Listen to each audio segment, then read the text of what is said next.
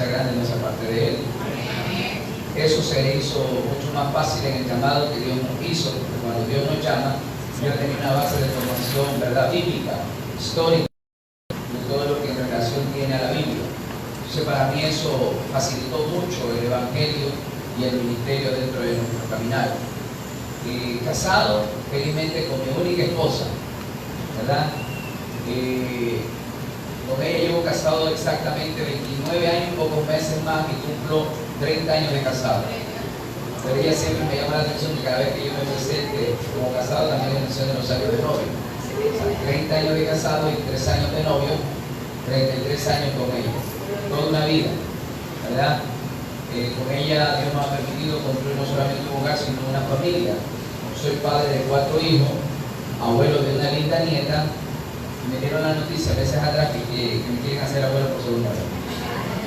La familia está creciendo, somos pastor, y con el reconocimiento ministerial de obispo, ya que obispo significa aquel que supervisa y vigila. En la categoría de los 5 ministerios, el apóstol es el que gobierna la iglesia juntamente con los pastores. No son los 2 ministerios de gobierno, los que gobiernan, apóstoles y pastores. Los evangelistas sirven para la extensión del reino, ¿verdad? Son ministros que ministran las almas, los profetas ministran el corazón de la iglesia, son los misionarios, los atalayas. Y los maestros son los que educan, ¿no? Tienen discípulos, no tienen ovejas. Pero apóstol y pastor son los que están llamados a gobernar una iglesia. El obispo generalmente es la función que realmente pone Pablo en vista de que él funda 3 continentes el Evangelio de Jesucristo, y él era a veces notorio su ausencia, por eso a veces escribe ausente en cuerpo pero presente en espíritu, en sus cartas, porque él no podía llegar a todos los lugares. Entonces implementó ese reconocimiento ministerial que se llama obispo. ¿Y quién es el obispo? Es aquel que en ausencia de un apóstol, el obispo tiene que vigilar, supervisar las iglesias que generalmente se han fundado dentro de una organización. Cargo que ostento hace muchos años atrás, básicamente lo uso mucho en nuestro ministerio, ya que soy obispo delegado a las iglesias que tenemos en Europa y en Norteamérica, y esas son las razones por las que a veces no estamos dentro del país, sino cumpliendo asignaciones que se nos encomiendan dentro de la obra o el ministerio que trabajamos. Por lo tanto, estamos al frente de la iglesia Centro Apostólico Remanente de Fe, ubicada en la ciudad de Guayaquil, a la altura de la vía perimetral y la isla Trinitaria. Estamos pastoreando, hemos fundado un promedio de 18 iglesias que básicamente la vamos formando y equipando para cada vez ser más fuerte. En esta semana estamos celebrando los 29 años de ministerio dentro de la iglesia en la cual estoy pastoreando. En breve resumen, ese es lo que te puedo decir. Puedo hablar mucho más de mí. No he venido a hablar de mí, he venido a hablar de la palabra del Señor, pero siempre es importante, ¿no?, tomar un minuto de presentación protocolaria para que sepa quién es el que te está visitando el día de hoy, ¿verdad? Que no es un desconocido, que no es un extraño, que no es una persona que está improvisando en este tiempo en el altar, sino que hay tras de nosotros una trayectoria ministerial. Y la segunda razón que también lo hago es para que de pronto usted, que siempre ora por los pastores, los ministerios, las iglesias, también nos sumen en tus oraciones, porque nosotros siempre oramos por la iglesia de Cristo. Y al orar por la iglesia de Cristo, seguro usted está incluido, porque usted también forma parte del cuerpo de nuestro Señor Jesucristo. Den un aplauso por la cosa.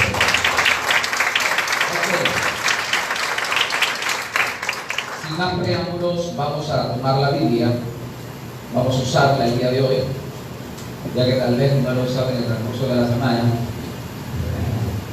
Nada serio. Ok, vamos a la palabra del Señor. Segunda carta del apóstol Pablo a Timoteo. Todos vayan conmigo. Segunda carta del apóstol Pablo a Timoteo.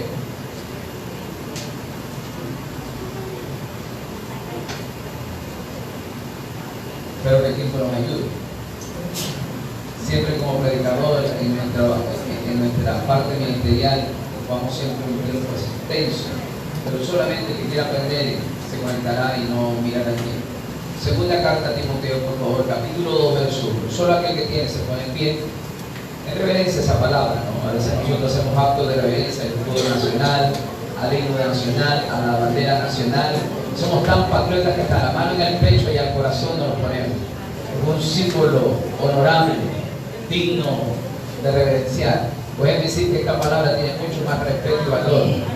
El himno nacional, el escudo nacional y la bandera nacional.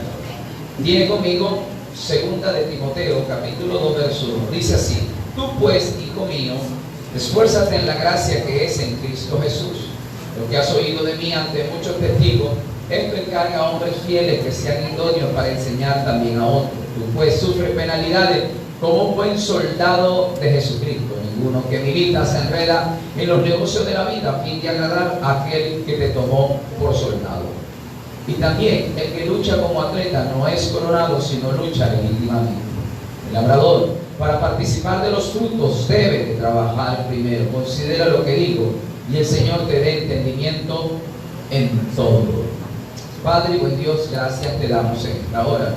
Dios, tu palabra va a correr en esta hora y pensamos que nunca retornará al corazón vacío, sino que ella hará lo que tiene que hacer en cada una de nuestras vidas. En Cristo Jesús, amén, amén y amén. Puede tomar asiento, amado. Vamos a ofrecerle un aplauso al Señor en esta hora.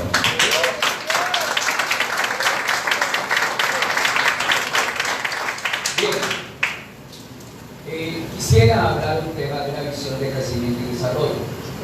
Sé que ustedes tienen proyecciones, entre ellos proyectos, visión, ¿verdad? Una hoja de ruta, un destino, un lugar a donde llegar. Porque si la iglesia no tiene visión, puede caer fácilmente en ambición. Hay que redefinir eso. Visión o ambición. Entonces, cuando uno tiene visión en el reino, va a desarrollar lo que se llama pasión. Y la pasión es un deseo no controlado. Jesús tenía pasión. Las pasiones generalmente son malas cuando se desordenan. Y es ahí donde Pablo le dice a Timoteo, ¿verdad?, que huya de las pasiones juveniles, pasiones desordenadas. En realidad a veces pierden ese horizonte, pero la pasión es ese deseo, esa emoción que generalmente comienza a desarrollarse sin límite por hacer algo y buscar la excelencia, sobre todo en el Señor.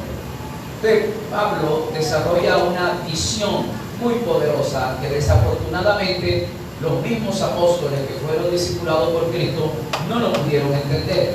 Tanto es así que la iglesia que Cristo funda se ve frustrada en su crecimiento, ya que no sale de las cuatro paredes de Jerusalén y sobre todo de Israel entera.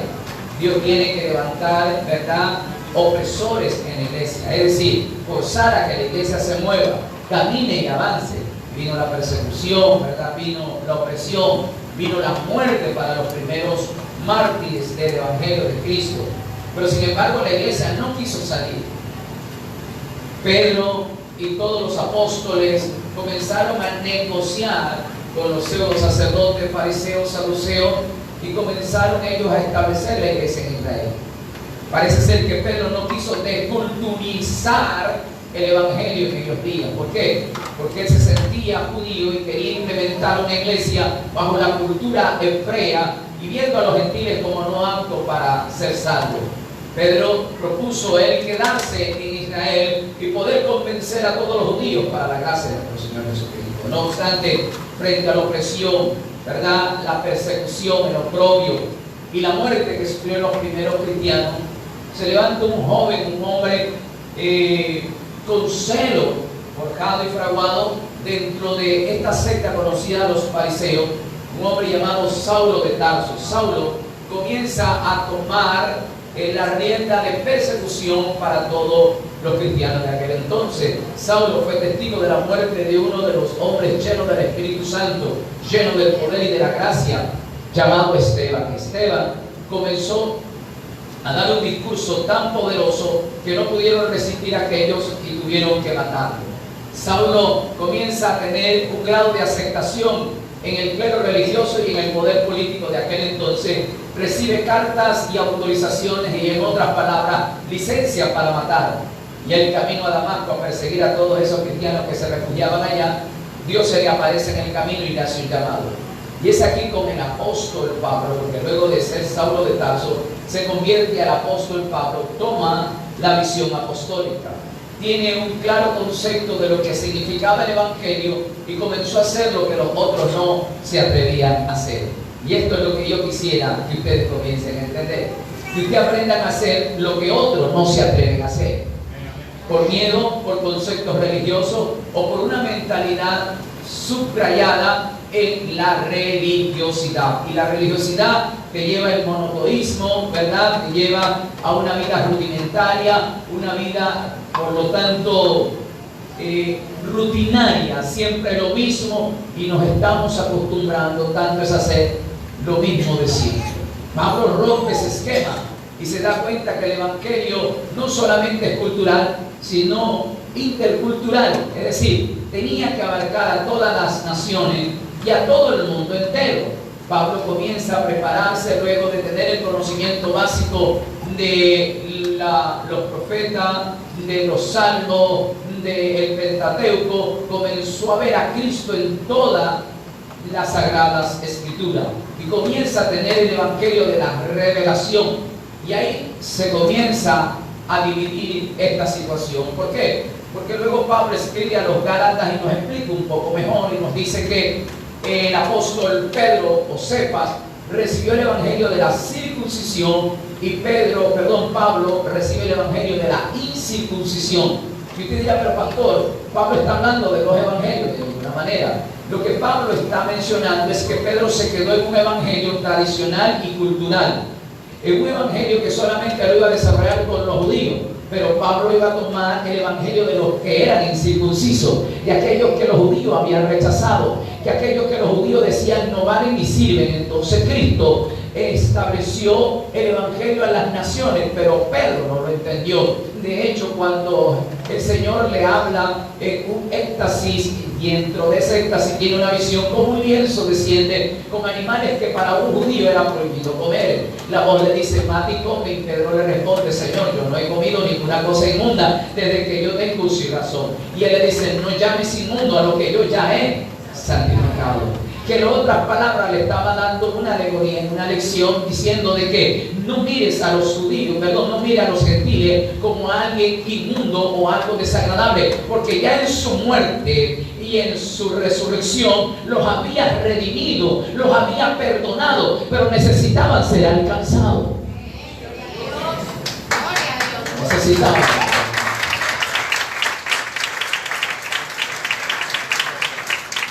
Por lo tanto, Pablo entiende y él redefine su ministerio. Es importante que dentro de este caminar usted redefina su ministerio, y redefinir es saber lo que Dios a ti te ha entregado. Usted no puede hacer obra de lo cual usted no lo es. El grave problema del día de hoy es que hay un desarrollo ministerial mutante, o también camaleón. Un día son pastores, mañana son apóstoles, mañana son profetas, pasado mañana son maestros, evangelistas, y realmente es una mezcla de todo aquello. Y ya como no hay ministerio que alcanzar, buscan los otros, obispo, luego reverendo, patriarca, tetrarca, querubín. Bueno, quieren ser de todo, porque mientras más títulos allá quieren llegar. Uno tiene que redefinir. Yo tengo una redefinición total de mi ministerio. Tanto es así que yo no puedo entrar en otra área ministerial que no me corresponde. Usted no me pida ser cantante porque no lo soy, ¿verdad? No me pida ser profeta porque no lo soy. Porque hay gente que viene y te dice, profetíceme.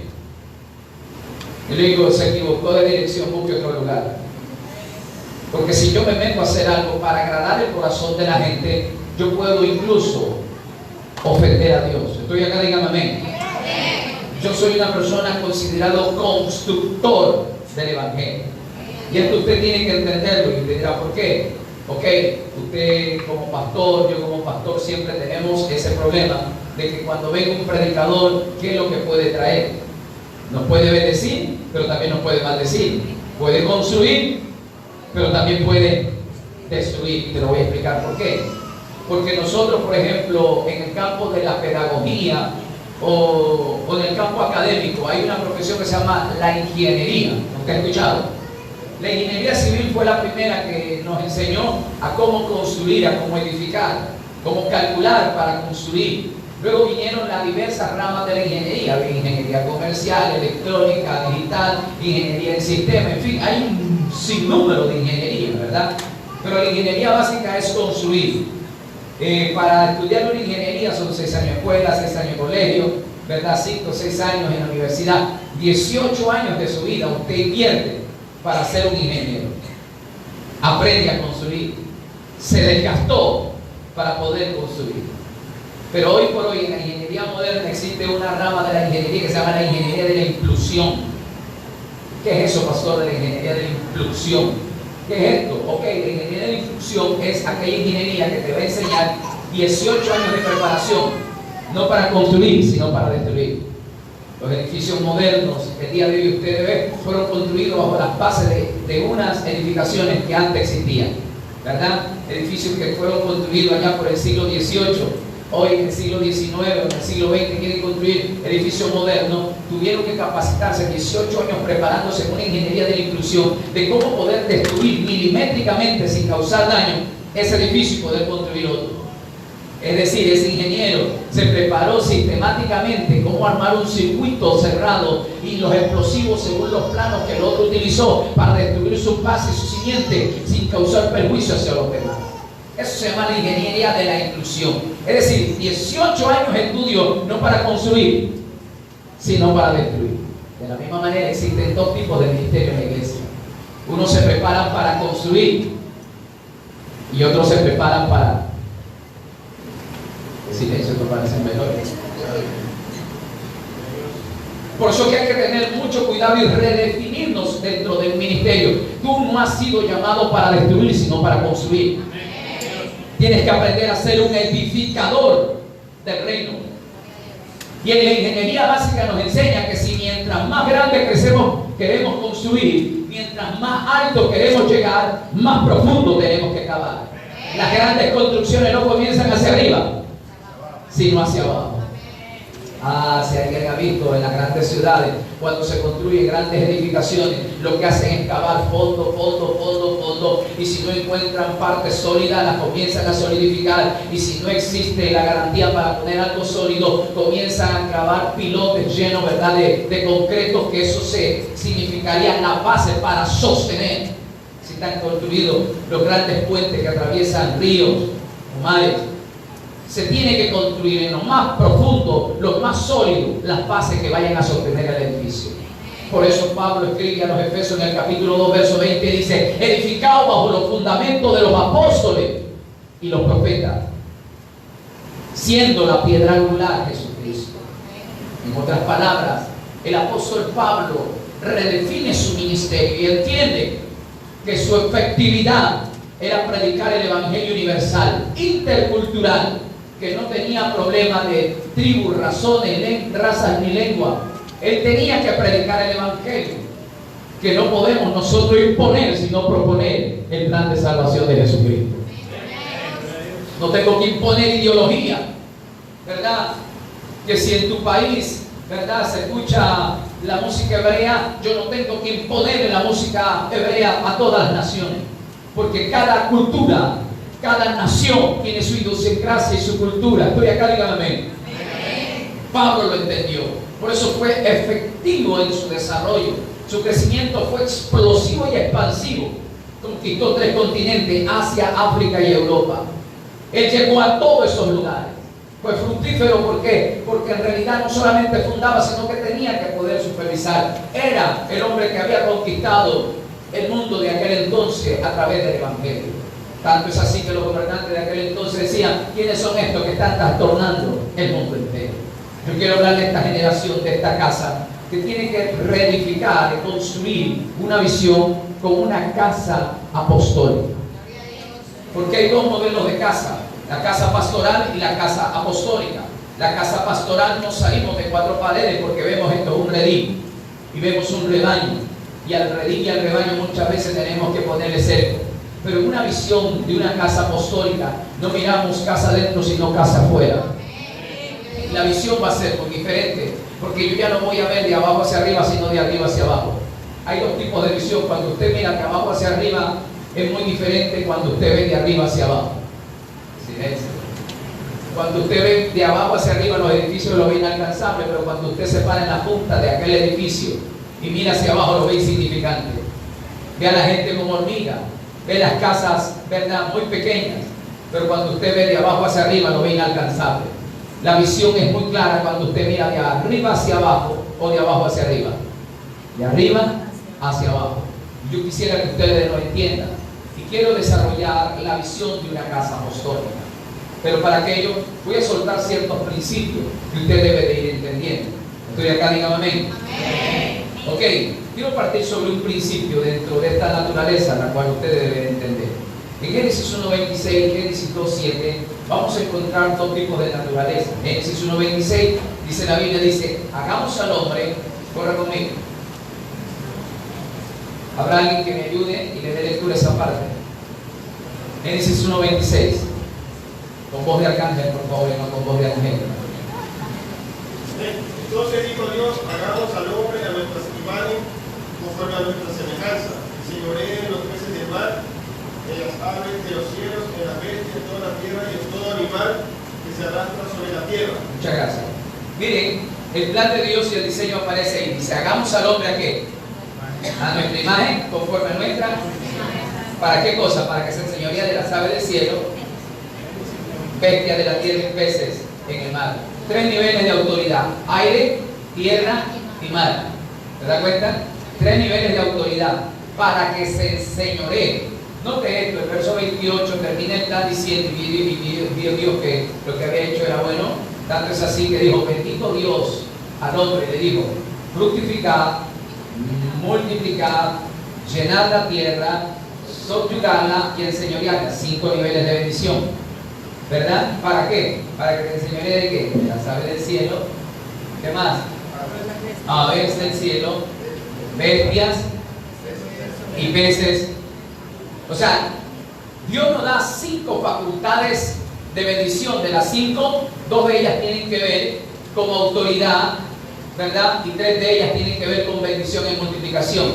Es decir, Dios te puede bendecir, pero Dios también te da la garantía de tener autoridad para que todo lo que Dios te da, el diablo no te lo pueda quitar. Oh, esto es claro. Pero en Génesis 1.26 Dios está creando a un ser espiritual, porque dice Dios, a nuestra imagen conforme a nuestra semejanza. Y según lo que dice Cristo conversando con la samaritana, dice, Dios es espíritu. Entonces lo que está creando en Génesis 1.26 es a un ser espiritual. Génesis capítulo 2 verso 7, ¿qué está creando Dios ahí? Lea conmigo, ¿qué dice Génesis 2.7?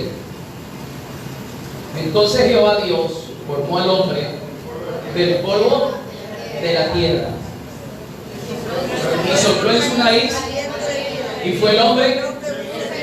Ok, Génesis 1.26 dice que Dios crea al hombre. Génesis 2.7 dice que Dios está formando al hombre. Quiere decir que una cosa es crear y otra cosa es. Y como creador, Dios con la sílaba de su palabra, Él crea las cosas porque Él es creador en su naturaleza. Pero una cosa es crear y otra cosa es formar.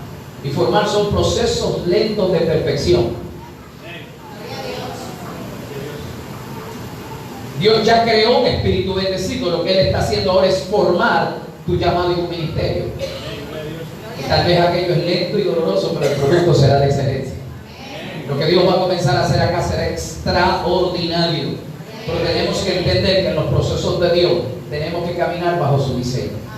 Note esto, dice la Biblia que en Génesis 1.26 que Dios creó al hombre bajo la semejanza de Dios. Dios es espíritu.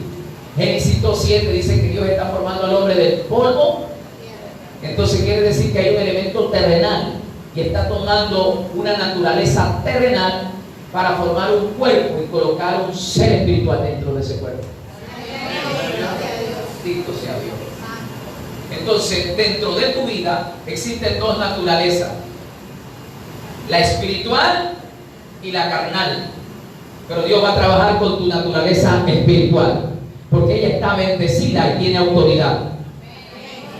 Y el diablo quiere avergonzarte en esta naturaleza carnal, porque esta naturaleza a veces se enoja, tiene celo, envidia, codicia y a veces anhela lo inadecuado.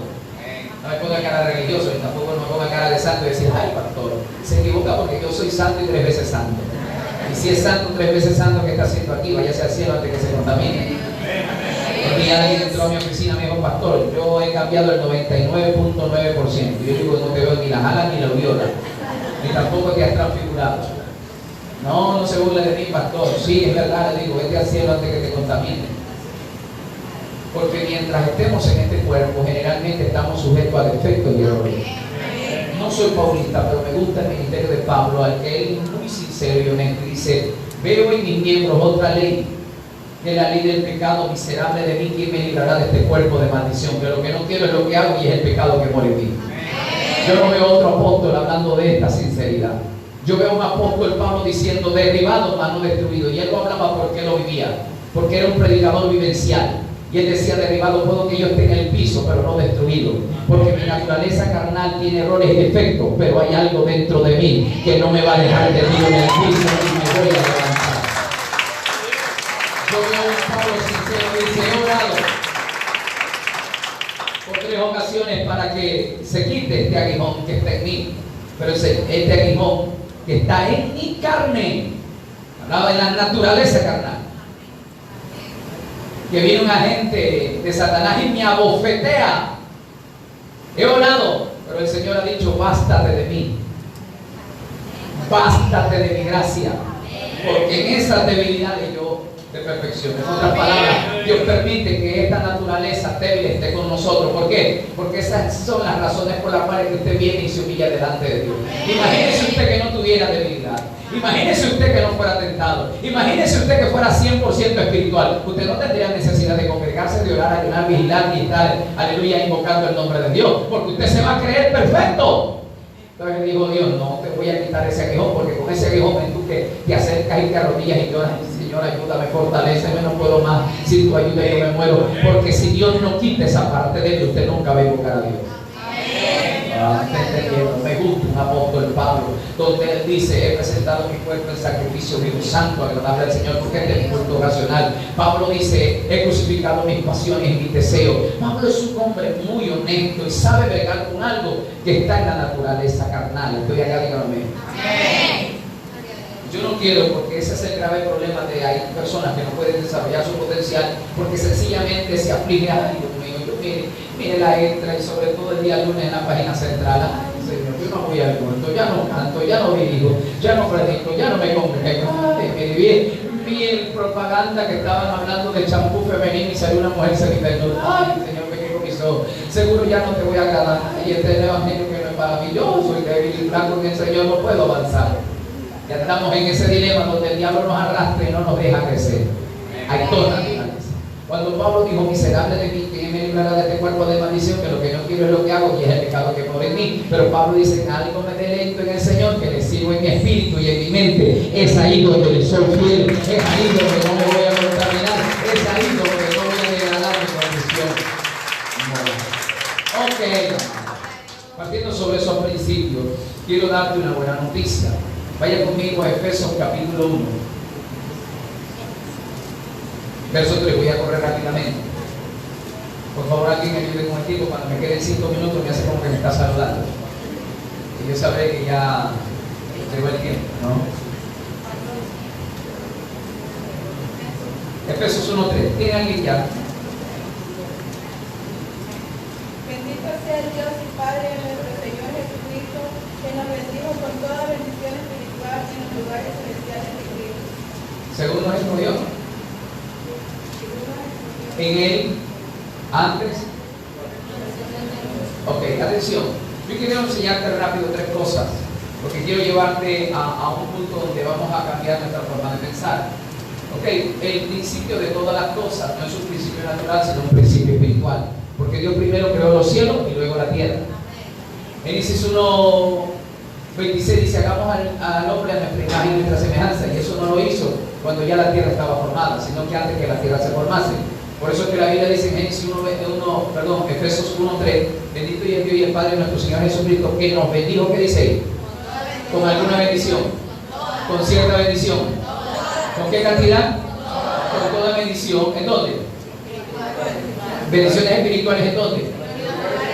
Porque no existían los lugares terrenales. Es decir, eso indica tu origen, de dónde tú vienes y para dónde tú vas.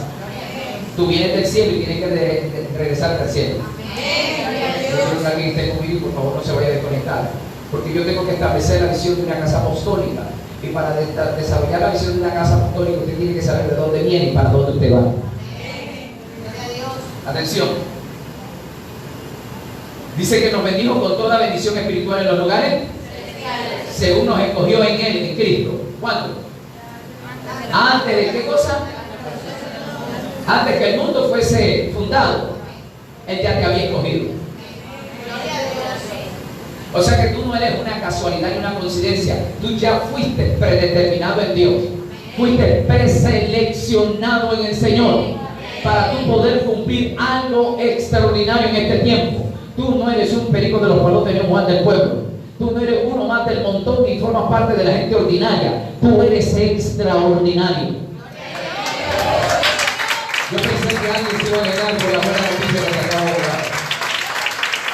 Pero voy a poner mucho más claro. Estadísticamente hay más de 7.000 millones de personas. Y entre 7.000 millones de personas, Dios le plació escogerte a ti y a mí. Quiere decir que hay algo importante que tienes tú, que tú tienes que desarrollar, sencillo, que es Dios te bendijo con toda bendición espiritual. Por eso el diablo muchas veces te quiso matar desde el vientre de tu madre.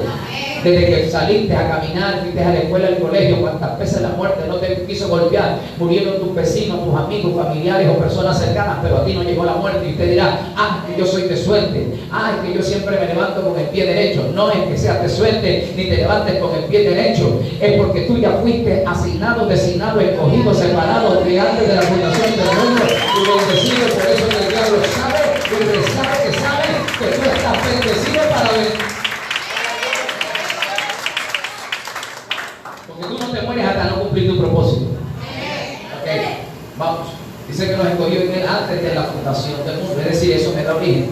Yo vengo del cielo, diga conmigo, yo vengo del cielo. Yo vengo del cielo. No todos están conmigo, diga, yo vengo del cielo. Yo vengo del cielo. Y tengo que devolverme al cielo. Si tú descubres esto, tú ya vas a saber cómo caminar en esta tierra. No voy a caminar como religioso, como denominacional, o como una persona miembro de una congregación. Voy a caminar como una persona que tiene propósito. Okay. Por eso Pablo, cuando descubre esto, Pablo tenía doble nacionalidad, era judío pero también era romano. Pero cuando descubrió este misterio dice, yo soy peregrino extranjero aquí en la tierra, porque mi verdadera ciudadanía está en el cielo. Él descubrió dos ciudadanías en la tierra, pero cuando en la revelación descubrió su verdadera ciudadanía, dice, todo esto lo tengo por... Yo quiero limpiar su forma de pensar y hacer. Comience a caminar de una manera diferente. Hay gente que sueña tener la visa americana, la ciudadanía norteamericana, ser ciudadano europeo de la comunidad europea, por eso es basura. Porque nuestra verdadera ciudadanía es ser ciudadano celestial.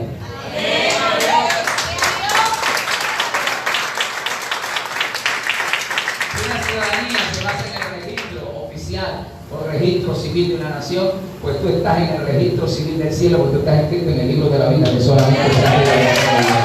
Esa es la vida. Ok, pero lo segundo que quiero ver no solamente es el origen, sino también la identidad, o en este caso la paternidad. Sigue leyendo el verso 4 y 5. ¿Alguien tiene? Sí, ok, vámonos al verso 5. ¿Qué dice el verso 5? En amor, habiéndonos, ¿qué dice ahí? Predestinado. Mire la palabra predestinado, atención, hagamos paréntesis. La palabra predestinado, es un previo momento, destino, es un destino previo, un destino planificado que tiene que ir desarrollándose, un plan anticipado que ya Dios hizo para ti. Gloria a Dios. Entonces tu destino aquí en la tierra no es una casualidad, no es una coincidencia. Yo no sé a cuántos de ustedes ya ha podido pasar que cuando experimenta cierto momento dice, yo como que ya lo viví. Y yo no sé, pero esta casa, este carro, esta persona, yo cuando, déjame acordar, no recuerdo exactamente cómo y dónde, pero yo como que yo esto ya lo viví. Pensé que solamente me pasaba a mí, yo me estaba volviendo loco. Son destinos previos que uno tiene que haber experimentado en el diseño de Dios, pero ahora se están manifestando. Ok, predestinado, ¿qué más dice ahí? Para ser adoptado. Para ser adoptado, ¿qué? Hijo suyo. Atención. Aquí habla de identidad. Yo no soy religioso para que la gente se siente orgulloso y dice yo soy evangélico, yo soy pentecostal, yo soy hueso colorado, de donde hablan en lengua, yo soy esto y lo otro. Mire, usted no es nada de eso, porque esos son nombres que se usan en la tierra para poder sobresalir. Pero tu verdadera identidad es ser hecho hijo de Dios. Más allá de ser evangélico, pentecostal o denominacional, es ser hecho hijo de Dios. Yo tengo derecho legal, usted tiene derecho legal de que en realidad usted sea hijo de Dios. Y el diablo no le teme a los evangélicos ni a los religiosos, le teme a los hijos de Dios. Identidad. Número 3, yo quiero que entiendan que no solamente vamos a tener origen y identidad, sino también el propósito. Diga conmigo, propósito. Ok, vaya conmigo rápidamente al verso 17. ¿Viene ya conmigo? Verso 1:17. Para que el Dios de nuestro Señor, Padre de quién? Usted número 1. ¿Espíritu de qué? Número 2. Y número 3. Para nosotros entender este tema, necesariamente tenemos que comprender que como seres espirituales en esa naturaleza, tenemos que desarrollar el propósito teniendo una influencia espiritual. Por eso cuando Cristo se fue y dice, he orado al Padre para que cuando en mi partida no quede solo, sino que venga el Espíritu Santo. Porque básicamente voy a bregar en el tema espiritual, porque para desarrollar el propósito de una misión apostólica tenemos que entrar en el mundo de los espíritus. No diga eso, pastor, que me da miedo. Tienes que conocerlo y saberlo. Por eso la Biblia dice, para que Satanás no gane ventaja alguna entre nosotros, no ignoremos su maquinación. No tiene que ser usted y yo ignorante del plan del diseño de Dios sobre nuestra vida. Y Pablo está diciendo, he orado al Padre, nuestro Señor Jesucristo, el Padre de Gloria, que os dé espíritu de sabiduría, revelación y conocimiento en Él. Espíritu. Y en esa naturaleza creativa de Dios, ¿cuál fue el orden que Dios creó primero? El cuerpo, el espíritu. Primera de Tesalonicenses 5:23 dice, y el Dios de paz os santifique por completo todo vuestro ser. Y menciona espíritu, alma y por último cuerpo. Lo que Dios creó primero es su espíritu, mi espíritu, un espíritu humano. Génesis 1:26, hagamos al hombre a nuestra imagen conforme a nuestra semejanza. Un ser espiritual. Génesis 1:3, Efesios 1:3 está hablando de que Él nos bendijo con toda bendición espiritual en los lugares celestiales según nos escogió en Él antes de la fundación del mundo. Antes que el mundo se creara, ya tú estabas creado como ser espiritual. Pablo lo vuelve a explicar en el orden creativo que Dios creó espíritu, alma y cuerpo. Somos seres espirituales que tenemos un alma y un cuerpo. ¿Por qué espirituales? Es lo primero, porque el espíritu representa la autoridad y el gobierno. El espíritu tiene que dominar el alma y controlar el cuerpo. Pero en esa lucha el alma también quiere llevarse al primer lugar. Por eso que Gálatas capítulo 5, verso 19 dice, ¿verdad? Andad en el espíritu. Por eso dice, andad en el espíritu y no satisfagáis los deseos de la carne, porque los deseos de la carne son contrarios al espíritu y entre sí se oponen para querer hacer lo suyo propio. Entonces hay una batalla interna, el bien y el mal, el alma y el espíritu. Todos quieren tener el control y controlar totalmente tu cuerpo. Pero Cristo nos ha dado su espíritu. Y para poder entender, Pablo dice, orado al Padre nuestro Señor Jesucristo para que dé espíritu de ¿qué? Sabiduría, revelación y conocimiento en Él. Hay 3 tipos de sabiduría que no vienen de Dios. ¿Verdad? Santiago 1:5 dice, si alguno está falto de sabiduría, pídala a Dios, que lo dará en abundancia. Santiago 3:15 dice, pero hay una sabiduría que no viene del cielo, es una sabiduría animal, terrenal y diabólica. Hay gente que tiene ese 3 tipos de sabiduría, pero no viene y no tiene la de lo alto. Animal, por eso que hay hermanitos que parecen perros y gatos. Terrenal, porque solamente buscan lo terrenal, lo económico y lo literal. Y también la sabiduría diabólica, porque solamente piensan en dividir y poder velar por su propio desarrollo y no el desarrollo integral de la iglesia. Pero ¿qué? Necesitamos una influencia espiritual. Usted tiene que entender que la dirección más grande te la da el Espíritu Santo y Él te va a ofrecer la capacidad de darte sabiduría para entender las cosas. Estoy acá, dígame amén. Y tener un poco claro en este tema, ¿verdad? Porque segunda de Timoteo 1:7 dice, Dios a ti no te ha dado espíritu de cobardía, habla de un espíritu, que crea influencia en la conducta de Timoteo, y no lo deja desarrollar la visión de la casa apostólica. No, este es poderoso. Por eso que la Biblia dice que en el libro de Lucas, hablando Cristo, capítulo 13, verso 11, dice: había allí una mujer que desde hace 18 años tenía un espíritu de enfermedad, es decir, un espíritu que la enfermaba, y andaba encorvada y de ninguna manera se podía enderezar. O sea, un espíritu que la tenía enferma. Hay personas que han ido al médico y se han hecho todos los análisis y los chequeos y dicen: pero usted está más sana que un niño. No es que yo estoy mal, no, váyase donde un psicólogo, de un psiquiatra, porque usted está bien. El problema no es en su cuerpo, su problema está en su mente. Y lo que ellos no saben, que hay influencia espiritual que enferman a una persona. Por lo tanto, Pablo dice: orando al Padre nuestro Señor Jesucristo para que os dé espíritu de sabiduría, revelación y conocimiento en Él. Cuando tú pides este tres tipos de espíritu, generalmente tú vas a tener una visión mucho más amplia. Hay gente que pide, ora a Dios 40 días de ayuno, de oración, de vigilia. Dice: Señor, dame un carro. Oraron tanto que el carro llegó, pero en 6 meses pusieron la máquina, pues no tenían sabiduría. Señor, dame un negocio, y en 6 meses lo quiebran porque no tenían sabiduría. De silencio. A veces hay ministerios grandes que vienen abajo porque no tienen. Ok. Por lo tanto, tenemos que entender que Dios en su propósito nos va a dar este tipo de espíritu. Pero vaya conmigo a Efesios capítulo número 1, verso número 20. Corra conmigo que esto se va a poner interesante.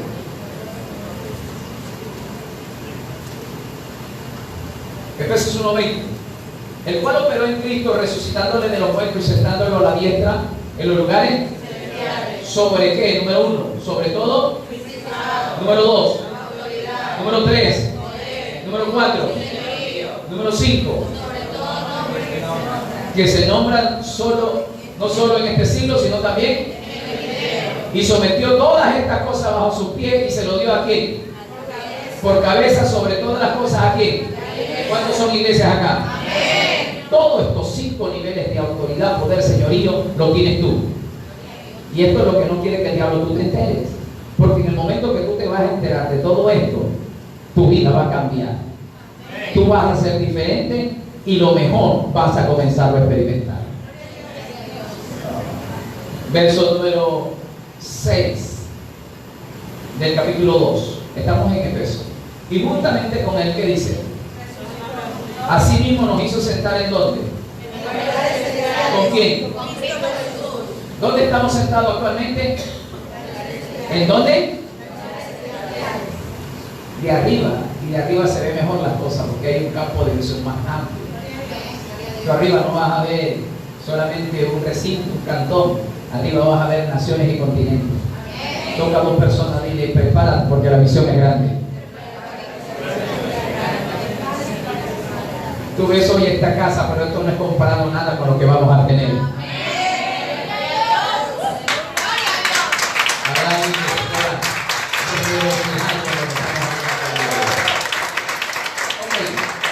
Déjenme continuar. Por favor, ayúdenme con el tiempo. Según veo el reloj, ya se acabó mi tiempo. Y yo todavía no predico.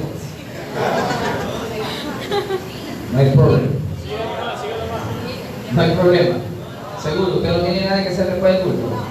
Yo sí. Ok. Atención.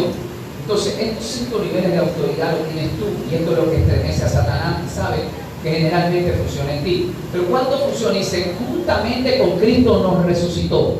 Pablo nos enseña este misterio en el capítulo 5 de Romanos y nos dice lo siguiente: que el pecado entró al mundo por un hombre y el pecado la muerte, y la muerte pasó a todos los hombres, y la muerte la condenación. Pablo luego dice que si el primer Adán trajo muerte, el Padre o Dios levantó el postrer Adán que nos trajo vida. Si Adán nos trajo muerte, Cristo nos trae vida.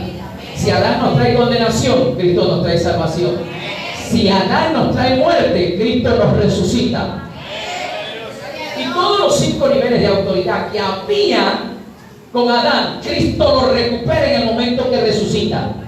Y en el momento que resucita, también dice: juntamente con Él también nos ha resucitado y nos ha hecho sentar en los lugares celestiales.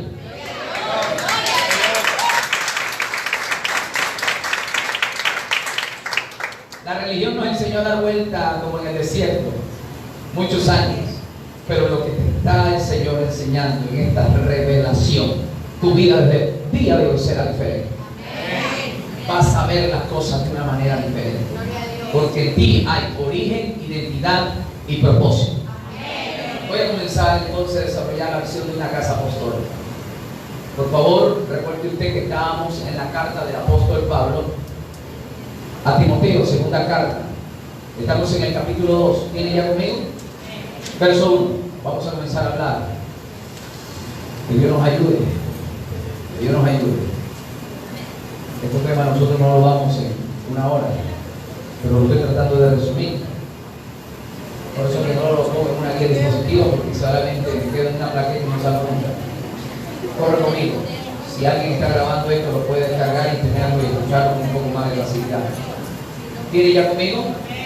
Segunda de Timoteo, capítulo 2, verso 1. ¿Qué dice ahí?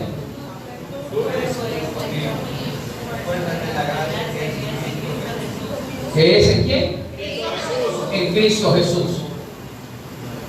Atención, vamos a leerlo nuevamente, pero vamos a usar leyes gramaticales donde nos enseña que si hay una coma tenemos que frenar.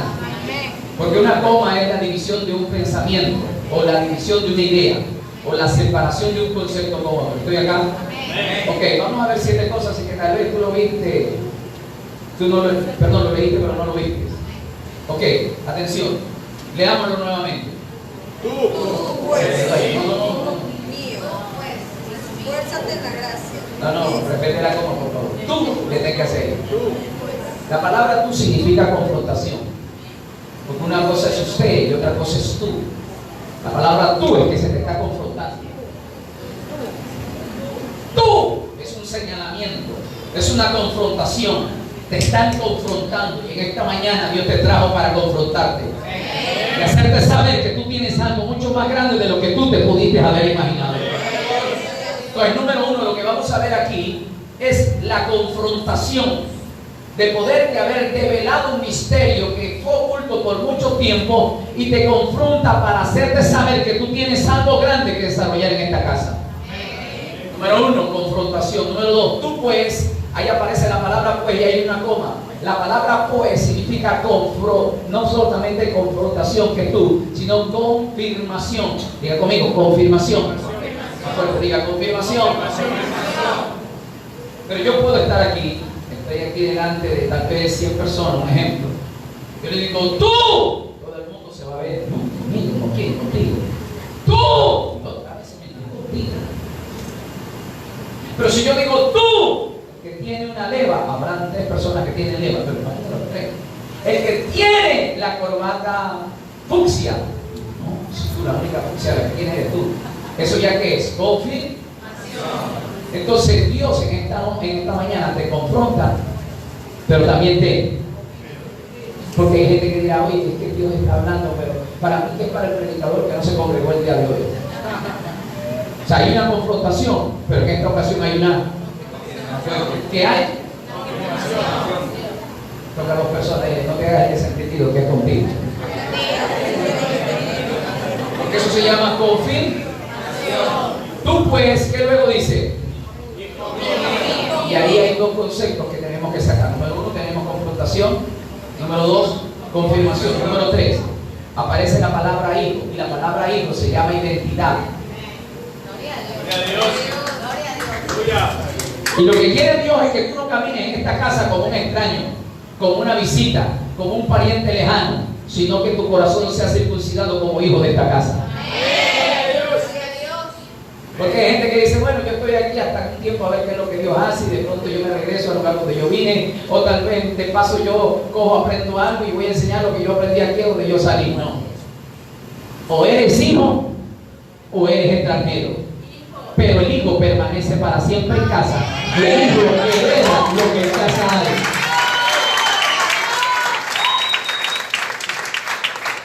Te voy a hacer una introducción un poco en el contexto histórico, cómo se dieron estas cosas. A mí ese reloj me atormenta, me dice que yo ya me pasé con 5 minutos. No hay problema si me tomo 5 minutos. Pero voy a ser honesto, recién acabo de predicar. Voy a comenzar a predicar, o voy a comenzar a enseñar. No hay problema. Tiene 45 minutos más. ¿Cuánto? 45 minutos más.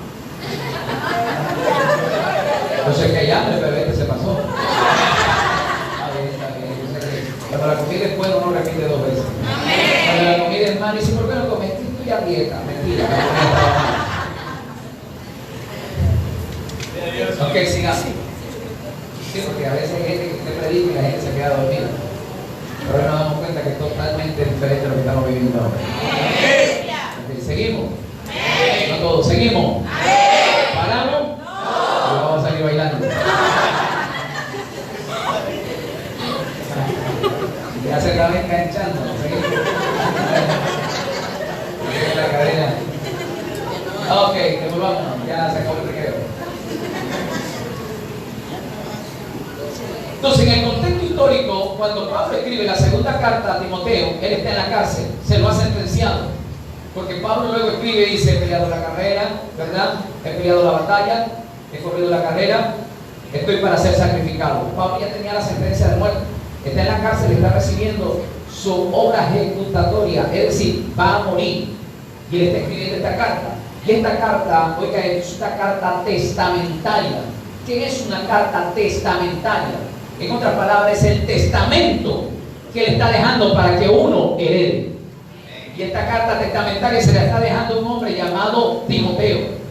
Y le dice, confrontándolo, confirmándolo, pero también le está diciendo hijo. Es decir, la herencia no es para el empleado ni el extranjero. La herencia es para los hijos. Y es necesario que tú entiendas que dentro de esta casa tú tienes que desarrollar una naturaleza de hijo. Y que toda la gloria que vaya a depositar sobre el padre de la casa va a fluir también sobre los hijos.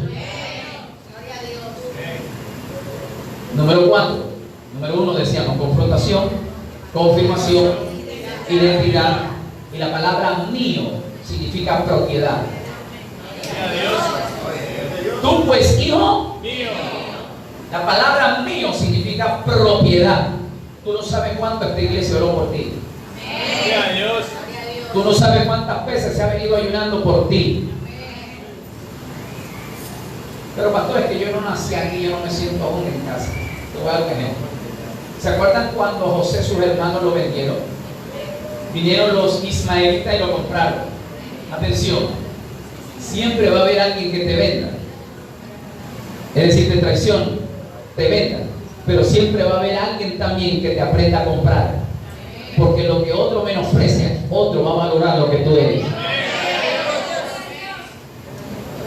Si tú no desarrollaste en los lugares donde comenzaste, es porque allá no te querían ni te valoraron. Si esta casa te adoptó, es porque quiere darte lo que los otros no quisieron darte ni tampoco no entendieron así. Confrontación, ¿verdad? Pues, confirmación. Hijo, identidad. Y si yo soy hijo, porque soy un hijo que tengo un padre. Pastor, la palabra pastor se compone de 2 palabras: pa, de padre, y tos, de pasto, alimento. Un padre que alimenta, un padre que sustenta. Hoy hay muchos pastores, hasta de credenciales para importar. Cuando se va a la imprenta le hacen una credencial de pastor y es pastor. Esta generación de este tiempo no busca pastor, sino que busca pasto. Hay muchos pastores, pero los pastores no dan pasto. Y el pasto verdadero es la revelación de la palabra que se le da a los hombres que Dios se ha escogido y llamado. Tú pues, hijo mío, ¿qué dice? Esfuérzate. Número 5. No, esfuérzate. Esa palabra es clave. La palabra esfuérzate es la capacidad de resistencia. Y la palabra esfuérzate no se obtiene de la resistencia con una bebida energizante, o yendo al gym, o corriendo 5 kilómetros diarios, 5K, sino la capacidad de resistencia tú la vas a tener en el Señor. Entonces es muy clave que cuando uno va a comenzar esta carrera debemos desarrollar una capacidad de resistencia. Esfuérzate, es decir, esfuérzate, pon tus fuerzas en el Señor. Van a haber momentos de decepción, traición, división, pero tus fuerzas no están puestas en los hombres, sino en Dios. Pablo le está diciendo a Timoteo: tú vas a iniciar la carrera apostólica que yo la desarrollé, pero te estoy confrontando para que veas que Dios es el que está poniendo estas palabras en ti. Dios te está confirmando. Dios te está dando a entender que tú eres mi hijo y el hijo es el que hereda. Eres mío de propiedad de una visión, no de los romanos, no de los religiosos, sino de los apostólicos. 5. Esfuérzate, porque vas a tener una capacidad de oposición tan grande que va a haber momentos de desgaste, pero pon tu fuerza en el Señor, porque va a haber gente en la cara que te van a decir de todo. Loco, demente, esquizofrénico, ¿verdad? Acelerado, ¿verdad? Que te vas a caer y que tú estás loco, que eso no te va a ir bien. La gente te va a cuestionar y te va a criticar, pero es ahí donde tengo que aprenderme a esforzarme, tener una capacidad de resistencia. Lucha no solamente con el mundo natural, sino con el mundo espiritual. Por eso, someteos pues a Dios, resistid al diablo. Hablaba que teníamos que someternos en Dios y fortalecernos en Él. Efesios capítulo 6, verso 10 dice: por lo demás, hermanos, fortaleceos en el Señor y en el poder de sus fuerzas. Ok, pasemos la página. Esto se va a poner interesante. Número 1, confrontación. Número 2, confirmación. Número 3, identidad. Número 4, número 5, capacidad de resistencia. Número 6, esfuérzate en dónde? En la gracia. En la gracia. Y lo contrario a gracia es ley. Hay dos sistemas: o es la gracia o es la ley. Pablo lo explica en la alegoría que escribe a los Gálatas, porque algunos lo vieron como una película o como una telenovela. Abraham y las dos mujeres. Dos mujeres, un camino. Abraham tuvo una esclava y tuvo la hija de la promesa, Sara, Agar, y con ambas tuvo un hijo. Y Pablo dice: Abraham tuvo un hijo con la esclava que representa la ley, pero también tuvo un hijo, y es el hijo de la promesa que representa la gracia. Pero los dos vivían en una misma casa. Por eso es que hay gente que vive un día la ley y un día la gracia. En la ley te dan palo, te critican, te cuestionan por tu error, y en la gracia al día siguiente: pobrecito, vamos a ayudar. Ay, qué pena, dale la mano. Un día lo mata y otro día lo quiere resucitar. Pero uno de los dos se tenía que ir de la casa, y Dios sacó a la ley a la hija de la esclava. Usted tiene que esforzarse en la gracia, porque la ley no perdona, la gracia restaura. En la ley te caías y te mataban. En la gracia tú te caes y se te extiende la mano para levantarte. Pablo lo que está diciendo: no desarrolles tu ministerio en la ley, sino en la gracia. Se tiene que desarrollar el ministerio de la restauración, de la reconciliación, ¿verdad? Y de las oportunidades de restauración. Por lo tanto, Pablo dice: tu ministerio que te voy a heredar, que es apostólico, desarrollalo en la gracia. Número 6, la gracia. Y número 7, Cristo. Desarrolla, ¿verdad? Esfuérzate en la gracia, que es en quién. Aquí hay dos cosas que tal vez usted vio, pero no se dio cuenta. Cristo Jesús. Diga conmigo: Cristo Jesús. La palabra Cristo significa ungido, y la palabra Jesús significa Salvador. Lo que Pablo está diciendo: desarrolla esta visión apostólica de desarrollo y crecimiento, entendiendo que Dios te quiere ungir para que tú puedas salvar. Tú no puedes predicar salvación si primeramente no estás ungido. Silencio. Esta iglesia debe de entender que la proyección de su desarrollo es grande y explosivo. Pero Dios quiere comenzar a ungir a los nuevos predicadores que van a traer el crecimiento.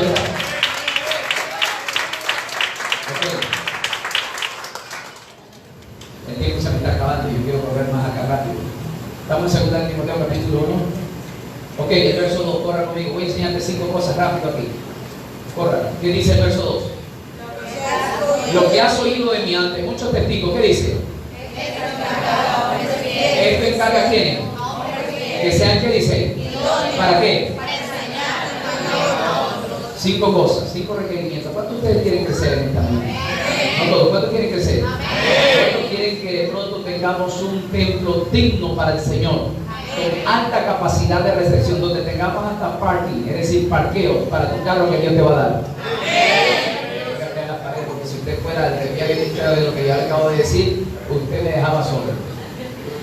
Yo no le estoy hablando ni a las paredes ni al piso del techo de esta casa, le estoy hablando a aquellos que forman parte de la iglesia.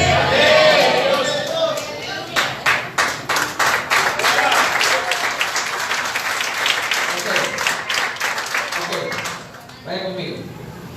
Estamos en el verso 2, dice: lo que has oído de ante muchos testigos, esto encomienda encomiéndale a hombres fieles. 5 cosas que voy a enseñar rápidamente, que se van a convertir como en requisitos para tú poder aplicar a la visión de esta casa. Número 1, lo que has oído de mí ante muchos testigos. Lo primero que reclama el apóstol Pablo para desarrollar un equipo de una casa apostólica o de desarrollo y crecimiento es testimonio. Diga conmigo, testimonio.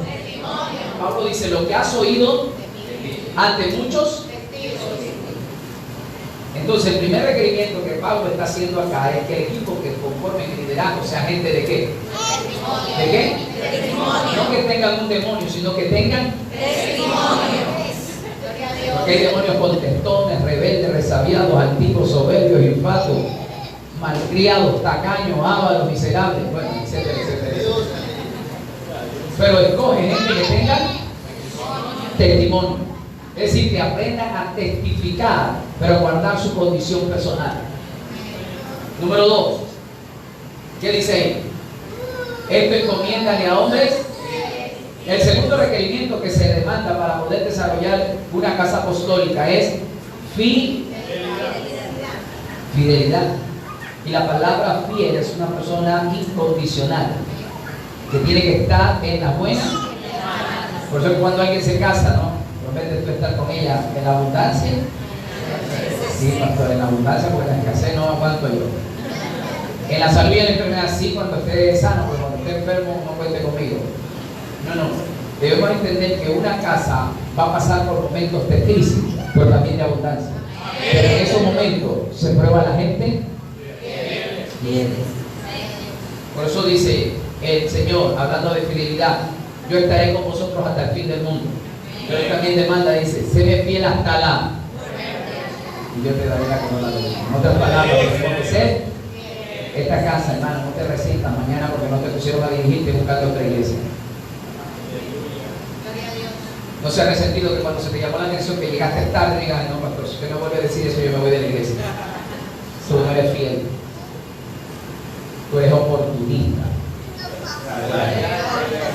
Por acá, porque eso dolió. Que ni siquiera usted me dijo una yayaya. Número 1, testimonio. Número 2, fidelidad. No voy a bregar en esto porque si no se me acaba el tiempo. Encomiende a hombres que sean. ¿Pero qué más dice? Idóneo. ¿Qué es idóneo? Es el complemento ideal, es el engrane perfecto para hacer funcionar algo. En el matrimonio se utiliza mucho la idoneidad. Si eres soltero, busca a la persona idónea, que pueda ver ciertas cosas que realmente engranen la relación. Porque cuando están jóvenes y se enamoran, se enamoran de lo físico. Me gusta tu mirada, me gusta tu nariz, me gusta tu sonrisa. ¿Y qué pasa si tiene un accidente en su rostro? Se acabó el amor. Murió, pues. No es que yo me enamoré de su sonrisa. Yo me enamoré de su nariz. Yo me enamoré de sus ojos. Tuvo un accidente en el rostro. Se le fue el amor. Entonces, en el engrane, yo doy los pasos para poder llegar al matrimonio. Entonces hablo de la idoneidad, debe de ver el complemento, el engrane. 3 áreas en nuestra vida: espíritu, alma y cuerpo. En el alma están los defectos, el carácter, el temperamento, el espíritu.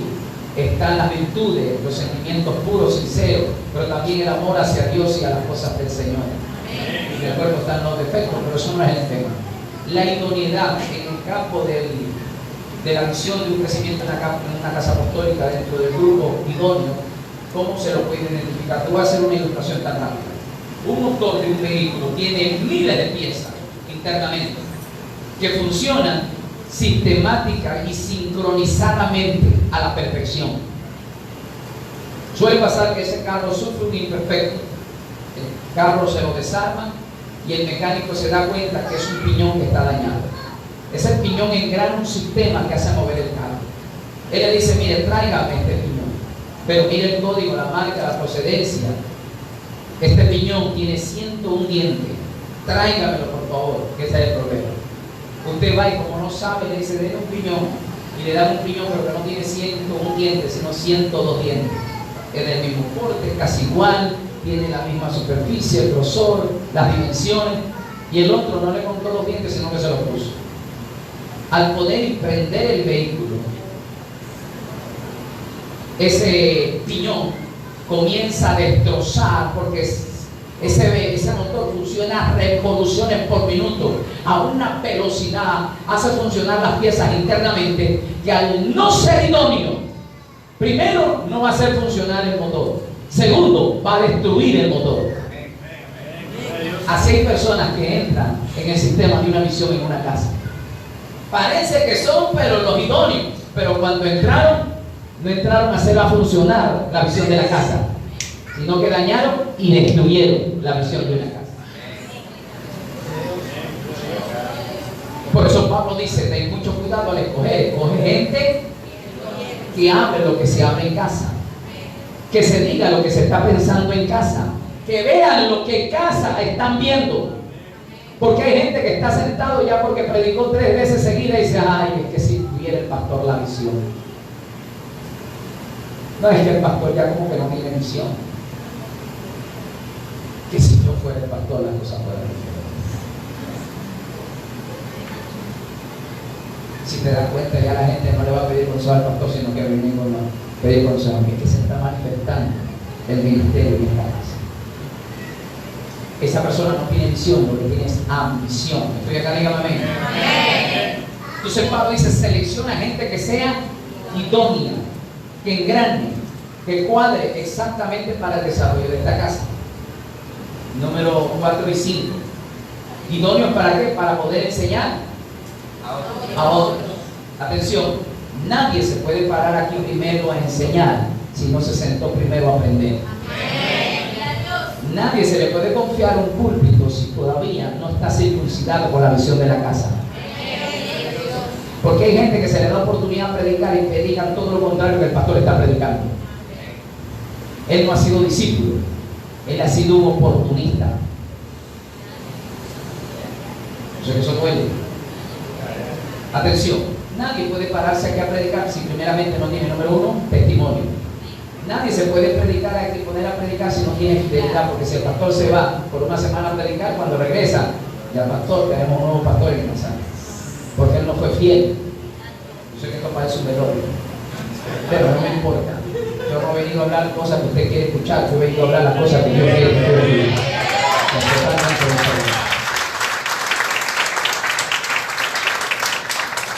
Mira, las 11 casi cogí, ya son las 12:20, hermano, ya.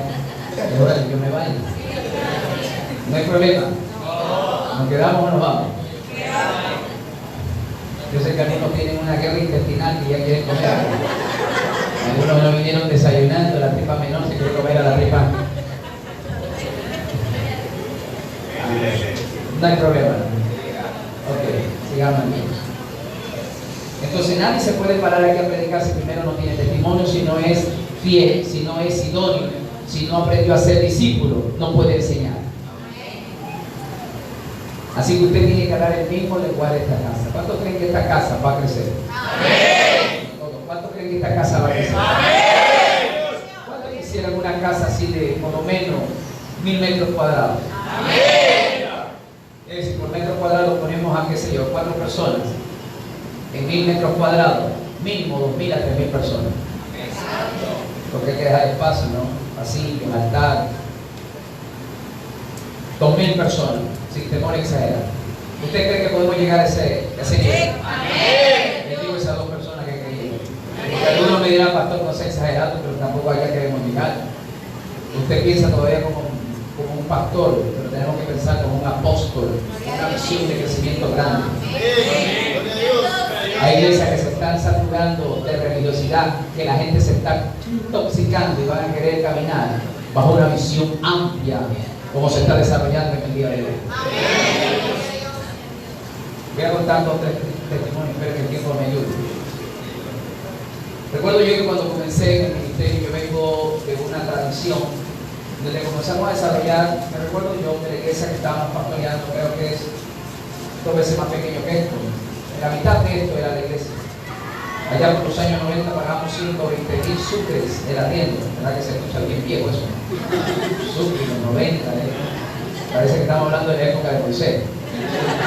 Pero de allá vengo. Vengo de allá.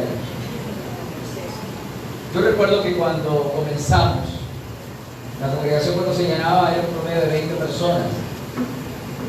Y eso para nosotros fue avivamiento. Teníamos un mensaje tan castrante que nosotros básicamente teníamos ese concepto. Nosotros queremos calidad y no cantidad. Y matábamos gente, botábamos gente y nos sentíamos, ¿verdad?, súper importantes en el Señor. Entonces comenzó Dios a tratar con nosotros. Y recuerdo Dios comenzó a tratar en lo personal en mí. Comencé a replantear y a redefinir nuestro ministerio. Me impactó mucho un testimonio que te lo recomiendo, los 6 ancianos de Rusia. ¿Alguien ha escuchado eso? Te lo recomiendo yo. No sé si son los 6 ancianos de Rusia o los 7 ancianos de Rusia. Pero un testimonio que a mí me cambió la vida, me hizo llorar como usted no tiene idea.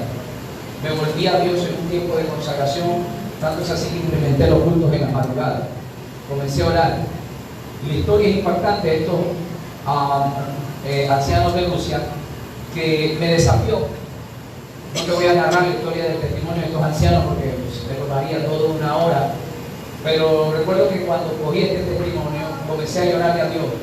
Si unos ancianos, que el mínimo de ellos tenía 80 años, logró comprar en su necesidad y escasez, en su condición paupérrima de vida, compraron un templo y dije, Señor, yo voy a construir casa para ti. Y me paré delante de la congregación y dije a toda la congregación, vamos a construir casa para Dios. Y así que les voy a dar un desafío a todos ustedes de una comisión de que salgan ustedes, oiga esto, salgan ustedes a buscar un terreno. Salieron. Luego de eso, pues me dieron el informe. Pastor, hay un terreno ahí en el barranco, el otro en el filo del Salado, debajo de un puente, está muy barato. Yo le dije, no, yo no quiero un terreno en un lugar donde nadie lo vaya a ver. Yo quiero un terreno en la vía principal, en el corredor comercial, donde pasan todas las personas, los buses y están los grandes negocios. Ahí yo quiero. Pero pastor, ahí es imposible. Yo ya había escuchado el testimonio. Yo le decía, para los hombres es imposible, pero para Dios es todo posible. Una anciana de la iglesia, que era la anciana de oración, le creyó a Dios y fue y me trajo la noticia. Vea, pastor, aquí en la vía principal, en esa arteria, frente al colegio fiscal, ¿verdad? Es una arteria donde pasan los buses y cerca está el paradero. En toda la principal hay un terreno que yo escuché que están vendiendo. ¿Seguro? Ok, fue para eso. Para esto yo ya había hecho culto de oración y había ungido un aceite de persona y sobre todo la casa. Llego y le digo, buenas tardes, estoy aquí porque tengo la seria intención de poder comprar esta propiedad. ¿Y quién le dijo que esté bien? Mire, le voy a ser muy honesto, yo soy pastor, yo quiero aquí de antemano decir que no voy a poner un negocio, ni esto es un lucro, ni una rentabilidad. Yo quiero que el barrio sea bendecido, porque vamos a poner aquí una iglesia. Fue muy frontal. Así que no pretenda que esto es un negocio comercial, esto es una bendición y una obra social que se va a desarrollar en este lugar. Quedaron impactados. Déjeme decir, voy a hablar con los hijos. El padre había quedado viudo porque la dueña de ella había fallecido, el esposo era viudo y sus hijos estaban desordenados. Entonces me volvieron a llamar y me dice, a ver, ¿cómo es eso que usted quiere comprar? Así le digo, yo soy pastor, como le dije, yo quiero establecer aquí un lugar de bendición para hacer también obra social. Ok. Yo le digo, dígame cuánto ustedes pretenden o tienen más o menos previsto vender. Dice, le vamos a hacer muy honesto, no queríamos vender, pero mamá se murió y la verdad somos ya grandes y vamos a ver qué podemos hacer. Bueno, dígame cuánto ustedes quieren. Uno entre palabras recortadas dijo, 50 millones de sucre. Yo le dije, mire, ¿sabe que hagamos algo? Yo estoy interesado en comprar, no te voy a dar 50 millones de sucre, te voy a dar 45 millones de sucre. Atención, a veces nosotros no teníamos ni para pagar el arriendo, que eran 120.000 sucres. Peor aún, 50 millones de sucres. Cuando yo fui a hacer la negociación, yo no tenía un centavo partido por la mitad, ni un presupuesto para hacer una compra de esa. Y yo le estoy diciendo, le ofrezco 45 millones, pero absolutamente con palabras de fe.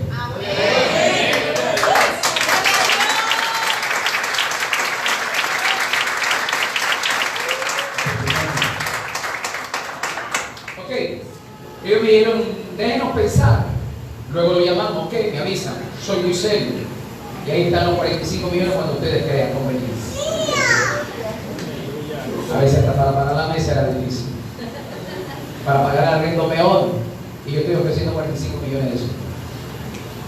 Ok, a las 2 semanas me llama y la abogada de casa está ahí. A ver, señor, usted es el que está interesado, sí, muy interesado. ¿Cómo es eso que usted quiere comprar? Ya le dije, fue crecer y no vamos a construir un solo centavo. 45 millones, o lo toma o lo deja. Está bien, dice, pero le voy a ser muy honesto, yo soy la abogada de la familia. La propietaria falleció y hay que hacer 2 trámites legales. El trámite primero que hay que hacer, ¿verdad?, es una posesión efectiva. ¿En qué consiste? Le digo, la dueña es la que murió, pero ahora esa posesión, las escrituras tienen que pasar a su esposo directamente. Eso es un juicio. Y el segundo juicio, eso se llama extinción de patrimonio familiar. Es decir, los herederos renuncian y firman su derecho para hacer una compraventa. Ok, le digo, ¿y qué tiempo demora eso? De 3 a 6 meses. Ok, cuando esté listo me llaman. Mi oferta está muy seria, 45 millones. Ese señor, le digo, este trámite lo voy a hacer yo y no es gratis. Mis honorarios, los gastos que se hagan en el juicio y los trámites de compromiso y compra y venta tienen un costo de 5 millones de sumas. Lo toma o lo deja, 50 millones van incluidos los trámites y la documentación legal. 50 millones están, lo toma o lo deja. Me parece bien. ¿Qué hay que hacer? Vea, yo voy a hacer el documento y vamos a hacer un compromiso de compra y venta, donde usted se compromete a comprar y mi cliente se comprometen a vender. Vamos a hacer unas arras, que le llaman ellos, unas cláusulas jurídicas, donde va a haber penalidad. Y es ahí donde usted tendrá la garantía que mis clientes que venden no vendrán a otro a venderle y usted tampoco tendrá, mis clientes tendrán la garantía que usted va a comprar. No hay ningún problema, haga los papeles. Cuando esté listo me llama. No se preocupe que en menos de 20 días están listos los papeles, máximo un mes. ¿Y qué tiene que traer usted? Una señal. Ah, ok, que una cantidad de dinero, sí. ¿Y cómo así? Vean, tráigame el 50% de lo que usted va a comprar. Traiga 25 millones de sucre. Que en el momento que usted firma, automáticamente usted es dueño del terreno del 50%. Y usted tiene la garantía que ese terreno es suyo. Está bien, hijo. Haga los papeles. Cuando esté listo me llame. Eso es tener fe. Usted se ríe porque usted no sabe lo que yo me estaba metiendo.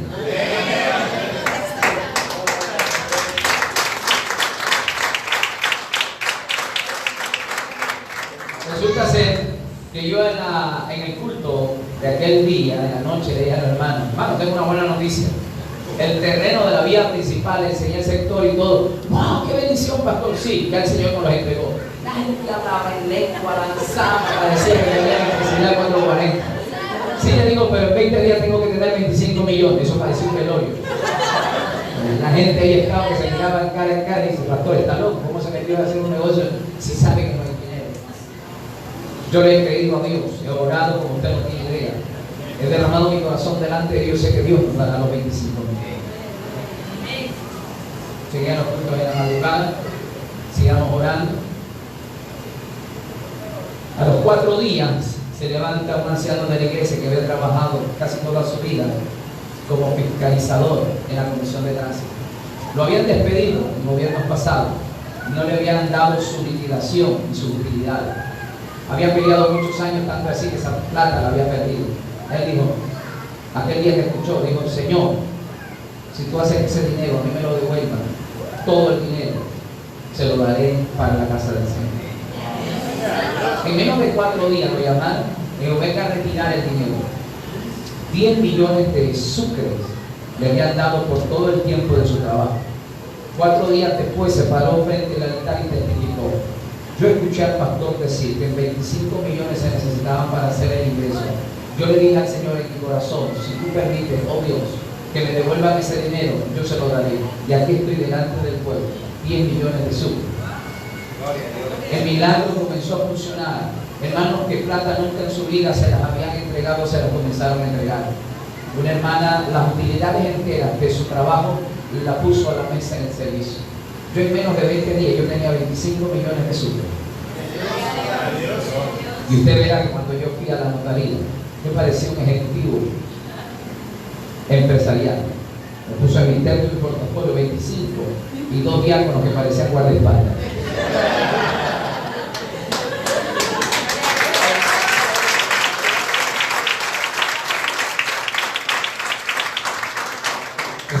no perdona.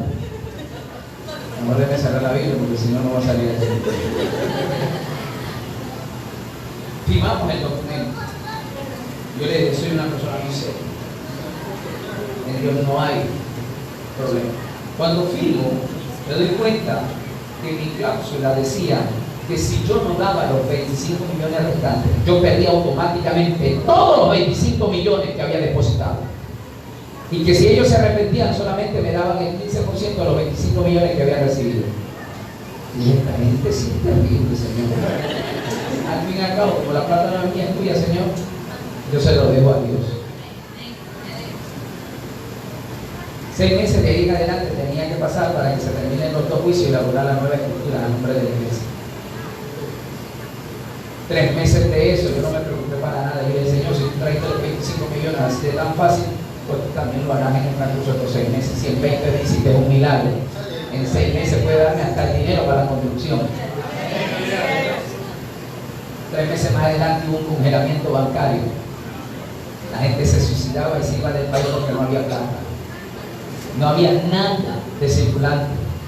La gente enferma, la gente deprimida, la gente se iba. Y yo dije, Dios mío, ¿qué vas a hacer tú? Son 25 millones, ¿no? ¿Dónde aparecen? Faltaba un mes, comencé a tocar la puerta de los bancos ya estaban todos cerrados. Los churqueros habían desaparecido. No había dinero por ningún lado. Faltaban 15 días. La abogada me dice, ya están listos sus papeles, 15 días salen, por favor tengan listos los 25 millones. Faltaba una semana y yo no tenía los 25 millones. Usted sabrá que comencé a ayunar no precisamente porque tenía el deseo de ayunar, sino que hasta el hambre se me fue.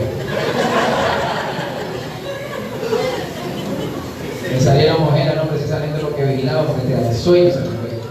Faltaban 3 días y yo no tenía 25 millones de pesos. Faltaban 2 días y no llegaban los 25 millones de pesos.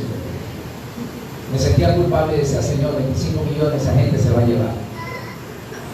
Y cada día yo llamaba, ya sale el uno, ya sale el uno, tenga listo. La puerta de mi casa suena, me dice, mire, voy a irme a Norteamérica y ustedes tienen amigos, familiares conocidos, voy a pasar por ellos. Ustedes desean alguna encomienda, pues pídanme. Usted sabe viajar en grupo en los años 90 y realmente la gente se ofrecía a hacer favores, hay que rogarle que hagan un favor. Entonces, yo digo, ok, sí, pase por la noche porque él se iba por la madrugada. Y yo agarro a la anciana de la iglesia y digo, va a hacer algo, vamos a hacer 2 cosas. Yo me voy a arrodillar a orar, usted va a agarrar una pluma y un papel y usted va a escribir una carta, porque la vamos a dirigir a la persona que está viviendo allá, que conocemos. Así que yo oro y usted escribe. Después de una hora, siento que me tocan el hombro. Pensé que ya había terminado la carta y le digo, ¿qué pasó? Terminó la carta, ni la comienzo, no sé por dónde comenzar. Le digo, insisto, usted escriba que yo oro. Después de una hora más me dice, terminé la carta. Oré por la carta. Entregamos la carta. Y esa persona cuenta después que cuando él viajaba sentí una insistencia en su corazón de no llegar a casa sino pasar a dejar esa carta a la persona que se le había escrito. Y resulta ser que al día siguiente yo tenía que tener 25 millones. Usted sabrá que yo no pude dormir, no pude comer.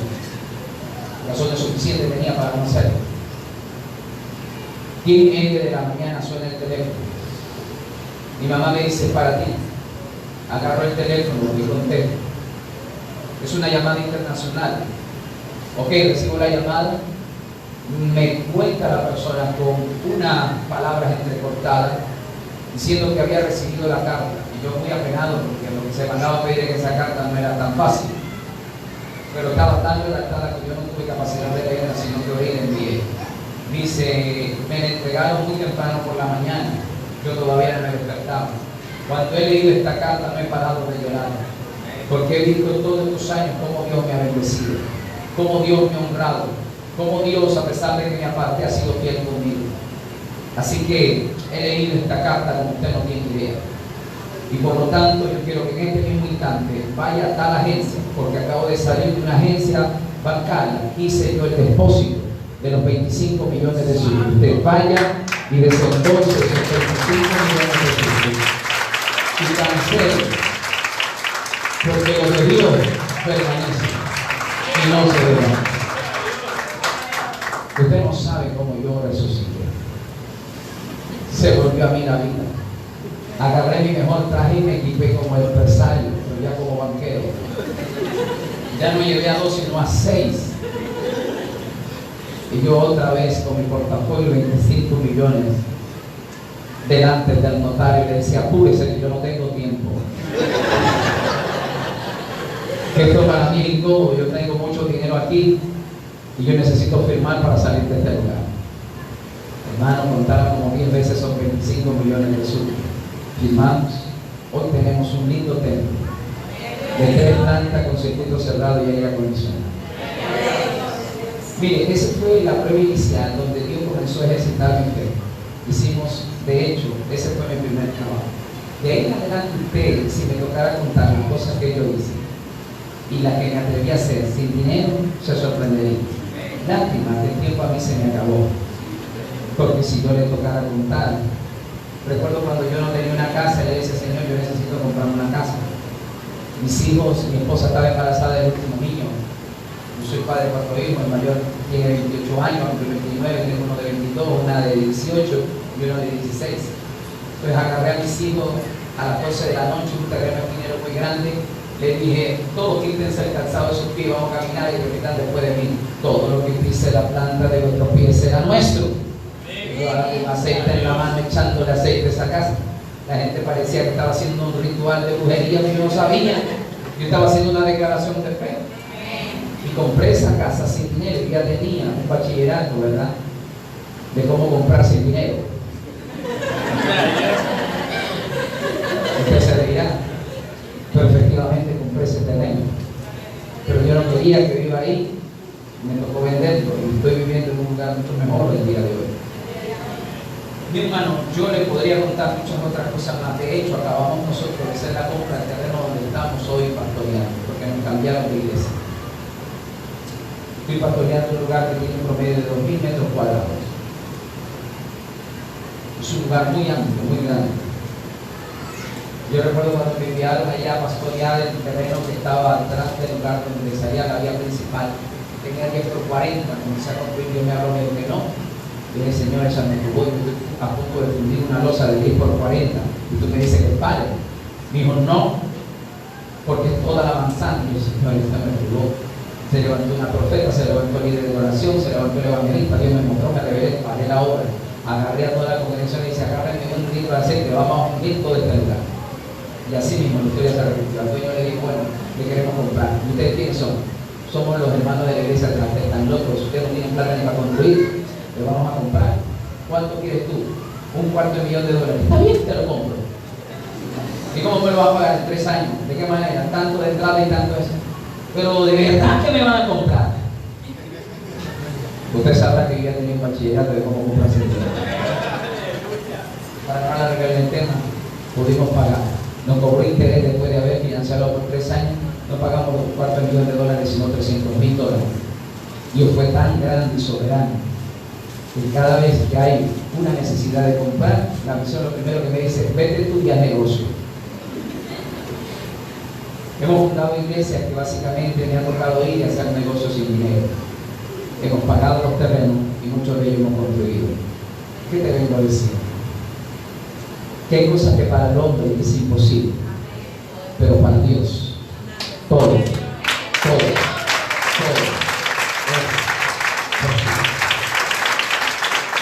Solo para aquellos que lo quieren. La visión de esta casa no es pequeña. ¿Sabe? Yo no suelo llegar estos mensajes a cualquier lugar. De hecho, mi mensaje no es religioso. Mi mensaje no tiene que ver mucho con situaciones que fortalezcan un sistema religioso. Mis mensajes que Dios me ha dado desafían a la gente. Promueven un crecimiento. Como yo le dije, yo no vengo a bendecir, yo vengo a construir. Y una vez que se construye, uno construye y vive para siempre de una manera sólida y estable. Yo vengo a decirle a muchos de ustedes que lo que hay Dios, o lo que ha puesto Dios en esta casa, no es pequeño, es grande.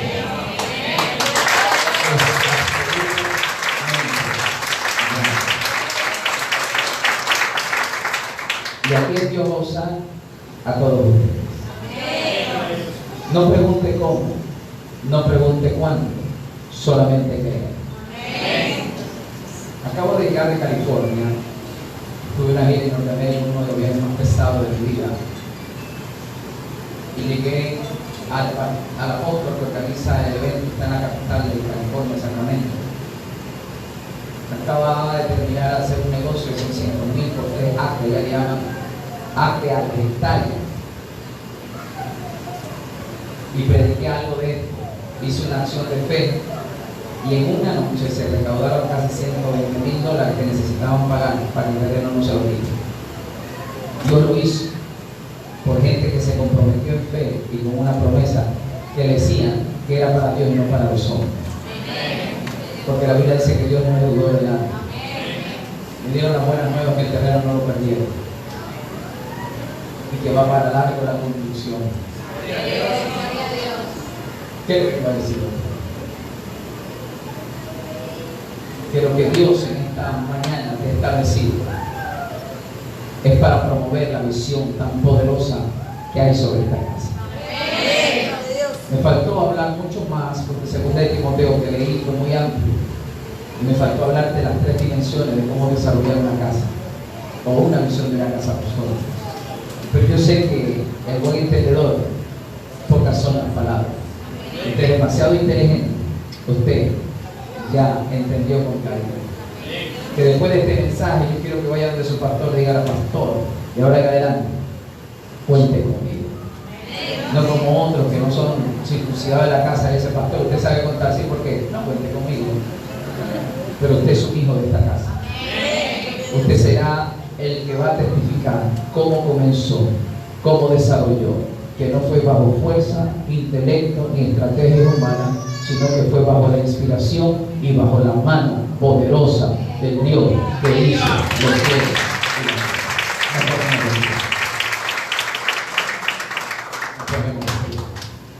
Nos ponemos.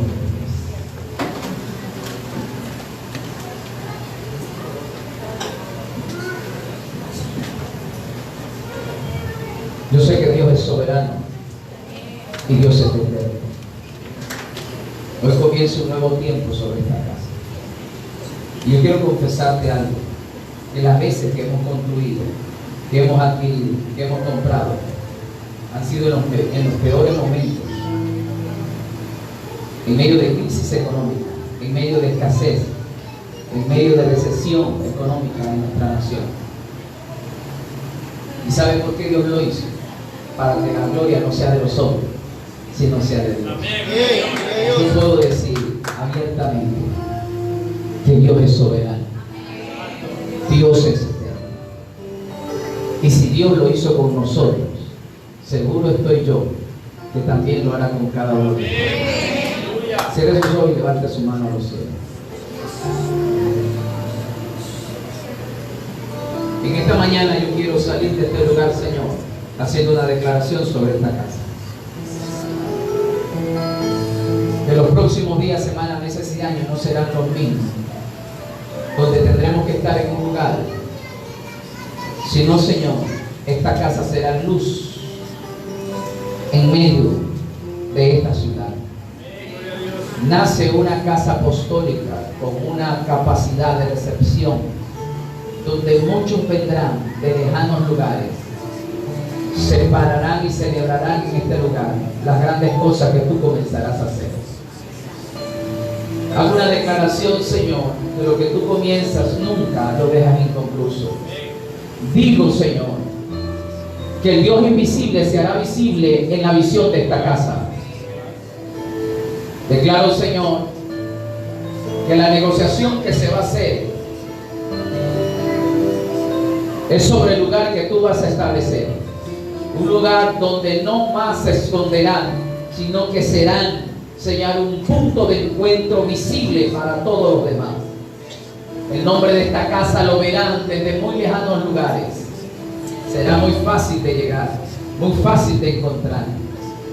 Vienen esos días para esta casa. No hay que tenerle miedo a la visión, que aunque la visión tardare se cumplirá. Que Dios moverá los recursos a favor de esta casa.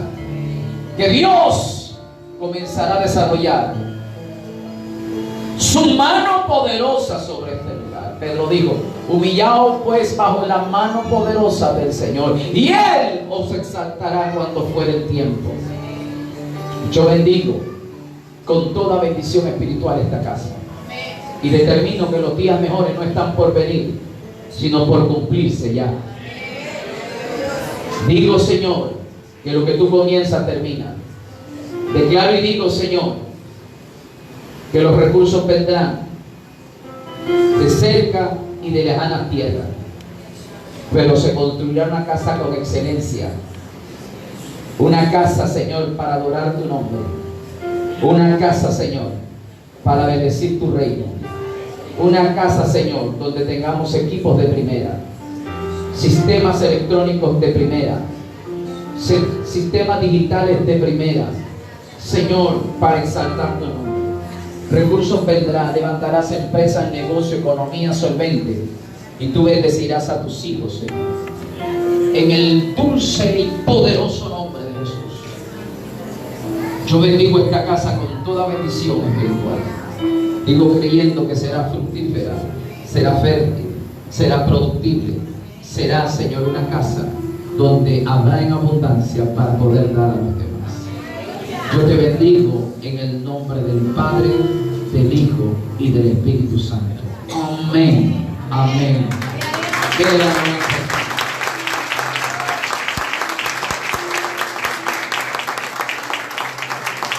Para mí siempre va a ser una honra compartir un tiempo con ustedes. Oren por nosotros. No es fácil llevar lo que Dios nos ha puesto. Yo cuando le dije al Señor, cuando comencé a trabajar en el Señor, quiero servirte, y el Señor se lo tomó en serio. Hoy estamos sirviendo de lunes a lunes, de 2 o 3 veces por día. No es fácil a veces subirse a un avión y bajarse. Tal vez es el anhelo de mucha gente, pero en realidad es un compromiso muy fuerte con el Señor. Termino yo unos eventos esta semana que viene, tengo que volver a salir fuera del país y seguir sirviendo y trabajando para la obra del Señor. Cualquier cosa ustedes nos pueden visitar. Una de las únicas redes sociales que nos dejó la iglesia, porque la iglesia tiene a cargo todas las redes personales, nos las dan solamente en Instagram. Si usted quiere un consejo, una palabra, ¿verdad?, quiere recibir algo de parte de Dios, puede buscar ahí en Instagram como Joy-Bajuy. Joy-Bajuy básicamente le va a salir ahí, ¿ok? Ahí nos va a encontrar y va a saber mucho más de nosotros. De mi parte, Dios te bendiga.